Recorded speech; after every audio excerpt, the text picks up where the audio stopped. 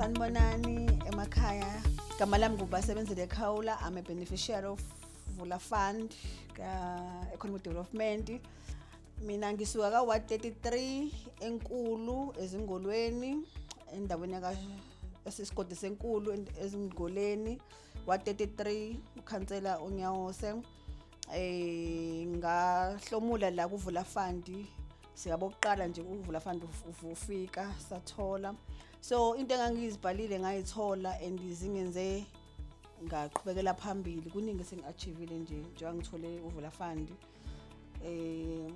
Nginama mobile fridge, nginama tende, ngine system, siyapheka, sinento ze catering. So nje sesiyaziwa eingoleni isikhathi esiningi yaziwa iGabisa mobile freezer, yaziwa ikhulisa event for isystem, kube catering yaziwa. So nje siyacela niqhubeke nokusixhasa ke njengoba nisixhasa nje. Into eniyenzeka ngo December last year sicela niphinde niyenze la kulonyaka. Okay, isiyaqhubeka private company. Ngezathu ezithile isiyaqhubeka iqala umuntu osifazane ohlala ekhaya ojika nelanga. Ngathi ngidlalela ngase ngicabanga ukuthi umyeni wami ngamlekelela kanjani. Ngase kufika legama ukuthi siyaqhubeka akathi ehambile nami bekhona ngiqhubha ekhaya. So ngase ngiqala ke siyaqhubeka ngo 2016 ngo March 18. So nga register khona ka 8 futhi nakhona. ICK yami nje angiyenzanga kuma consultant ayenza nje ka economic development. And ngathola ukuthi kulula ngendlela emangalisayo umozela khona ama-office uthole information. So ngaregister khona ngenza yonke into khona. From there kwathi kubanzimanyana ke ngenxa yokuthi abantu babengayazi business lami. Kodwa kuthe khamba nesikhathi ngilona ngihamba ama-workshop ayebakhona ngoba isikhathi esiningi ngiyathenga iphepha ngiyalifunda especially iHerald. Makunama workshop ngiyawa attenda then ngagcina sengithola information yasebantwini esihlangana nabo share ama ideas. Kusukela lapho ke kwakuze kube manje ngase ngikwazi ukuthi ngithole imisebenzi. Umsebenzi omokuqala owathi ukuthi uba ngconywana ngesikhathi kwi-COVID ngo 2020 it was May 14 ngithola appointment yami yokuqala. I-company notice ukuthi ngiyenze 2016 kodwa ikaze futhi ibe ihlezi active. Ngenza sure ukuthi imali engiyitholayo ihlezi active i-company. Akusho ukuthi uma une-company fanele mawuthola umsebenzi bese uyiyeke izigcine isibe registered. But bengenza sure ukuthi i-account ye-business i-right yonke amaphepha active. Kodwa kuze kwathi 2020 ngesikhathi se-COVID kwamanye la ngithola khona appointment letter ngibekezele khona ka-business ngoba wayesitshela omunye umuntu asifundisa ukuthi ka-business akukho njengendlela sicabanga ngayo. Or just namhlanje uthola umsebenzi namhlanje but uyalinda uxhumane nabantu futhi noma uhlangana nabantu umtshela ukuthi yazi nami khona into engiyenzayo. Kwaba ithuba lokuqala ke ngikhumbula kahle sesine workshop eVongo eyayibizwe uRenkonyeni la engathola khona omunye ngixoxela ukuthi kunovula fund kwakuzovalwa. Ngikhumbula kahle wathi ngo 2019 wathi wangipha iform wangipha iforms ngalenza iforms. Ngikhumbula kahle ngaya nalo officeini kaVula ka economic development ngiyohlupha khona ukuthi ngicela ukubuza iforms zigcwalisa kanjani. Engakunothisa ebantwini baka economic development azange bangihluphe bangisiza bangicathulisa iforms zigcwalisa kanjani. Ngikhumbula nangosuku laligcina ngalo iforms ukuthi ngangiliphethe ipeni elimnyama ipeni leli lomsizi ngibhale ngalo bethi cha phela mama lungisa rabha la bhala ngepeni la ink ngehlela ka Omega ngiyofuna envelope bechecka bathi malungisa la ngibhale ngepeni lomsizi mina ngoba ngangifuna ukuthi I'm sure yonke into yami correct now. Shem mangicathulisile noma ubanje makhona into ekhona funding uyahamba eofficeini mina bengiya zonke izinsuku ke ngisaphethe iforms zonke izinsuku namanje ngeke ngaya khona ngibuza ukuthi angebeka bangiphinde yini. Okay, isiyaqhubeka even nomshado iyawenza. Umcimbi wethu koba mkhulu kakhulu bekune event yaka NYDA siphekela abantu aba 500 eHarding. Asikhethwanga uRenkonyeni sakhethwa eNational.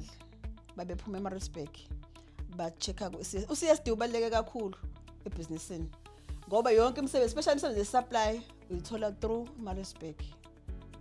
Uyithola nje awukwazi ukuthi uthole nje noma uyithola ngokwakho kodwa nje lena esiyona isibona siphithizela kunama event amakhulu uthi mhlambe connection no akuna connection CSD wakho nje futhi enye into abayiqaphela kakhulu babhe CSD wakho uyawu-check yini njalo ngoba ngibunotisele la ukuthi mangihlezi ngiwuphethulula CSD wami lapha online the more ngithola ama quotations the more ngithola imisebenzi isiyaqhubeka iyayiphekela imicimbi then noma ngabe into encanyanyana nje kwaphela umuntu emanqini ukupheka sinanezitsha siyaqeshana ngezitsha ma shaving dish izitsha ama plate 600 plates now isiyaqhubeka ithemba labanye abantwana emphakathini ngoba inhloso yethu kube siyaqhubeka njengoba ngaze ayibhasi yaqhubeka development ngisebenza kakhulu nabantu abasha mangine event ngisebenza kakhulu abantu abasha ngithanda inganza abafana asamantombazana laba bantu abathi bona banayo into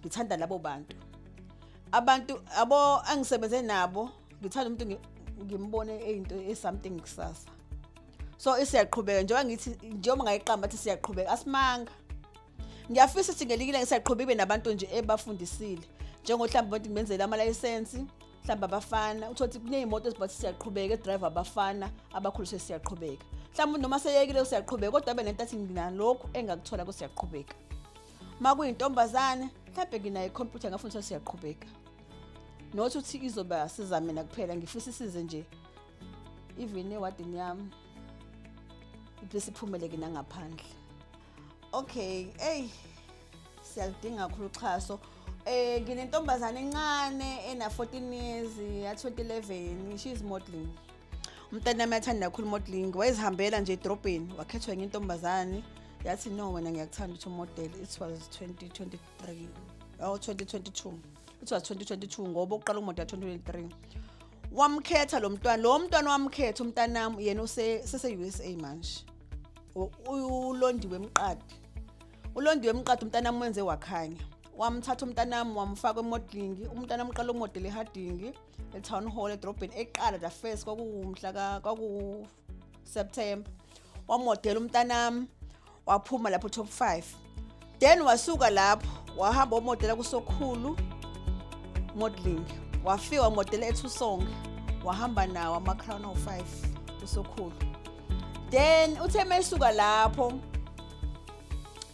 wathola ilokhuzana futhi mabehamba bathi bamnotice wathola uZabelo Hlabisa uZabelo uMiss Ed manje uZabelo kwayi overseas Zabelo Hlabisa wangapha kaZulu uZabelo wamfaka kwi-under into yakhe ethiwa lugotshwa lusemanzi obemodela khona wahamba umodela eGarden Court uthe mayisuka lapho wawina lapho futhi kulugotshwa lusemanzi uZabelo Hlabisa mayisuka lapho wahamba umodela kuMiss Super Global la ke esefike kuMiss Super Global wakhethwa khona number 2 khona umeli South Africa eVietnam uzoya eVietnam ngomhla ka11 August kulonyaka so uxhaso siyalidinga kakhulu ngoba okuningi sesikwenzile passport sesikwenzile into esishaya kakhulu ama flights ayabiza siyadinga ama sponsors even 500 rand wasenzela umehluko umntanami into esidinga kakhulu ngayo uzoqoka lapha engubo ezu3 ama ball gown sidinga ama fashion designer not noma AP fashion design uma ugqokisa unamhla uIviwe namhla uyazidayisa kwayiwena because uzovela lapha uzoba nemagazini yakhe ingubo yakho uma umgqokisa yazi ukuthi nawe usuyazidayisa wena fashion design sidinga ama fashion design not A1 sidinga uxhaso ke kwezo kwi-transport yonke esininkinga yayo manje ngamanje inamba yami ethi 073 046 5168 then enye ithi 078 12 11 588 yababu wakhe lesibili inamba maphana ufuna ukusiza ingane ungafonela mina noma ufonela ubaba wakhe siyawancinca kakhulu ama fashion designer abakithi bengicela ngoba lo muntu lo akasazalwa umndeni wakaKhawula sezalwa eSouth Africa uyomela South Africa sidinga ukuthi umhla 11 mase sihamba ama flags South Africa siphelezele noma ubani asiphelezele ngoba noma sesibuya siyanidinga nisihlangabeze sesiphethe into yenu sesibuya nayo